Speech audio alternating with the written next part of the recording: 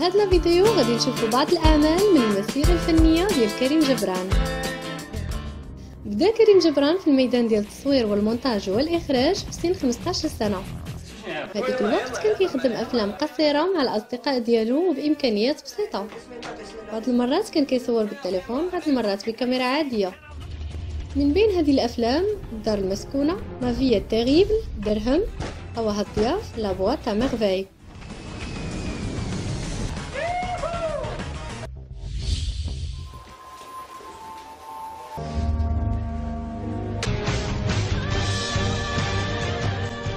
ومن بعد دخل الدومين بطريقة فعلية ودار مجموعة من الأفلام والبرامج بحال 1-0، سلسلة المكتوب،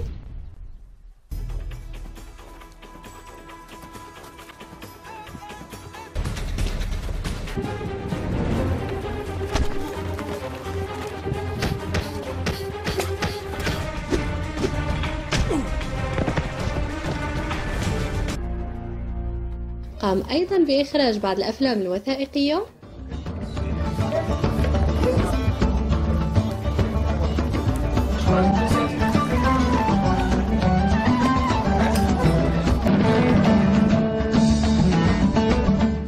تبع كيا ولا ماشي سلسلة هذا ما كان. انتقل كريم لواحد العالم آخر وقام بإخراج مجموعة من الفيديو كليبات بحال كليب إحساس لي أنا للفنان حسن شاكر، كليب تمارا لفرقة صدى، كليب الدونيت مقموع والعديد من الكليبات.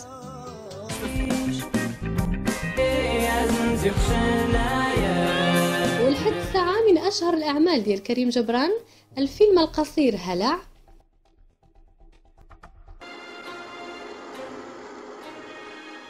فيلم جزيرة مان،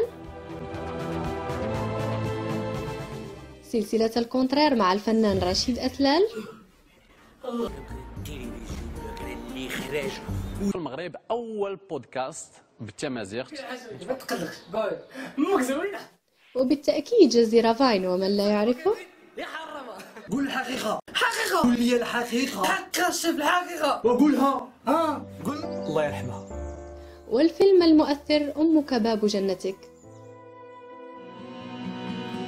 شكرا لكم على متابعتكم وبانتظار المزيد من الأعمال بإذن الله.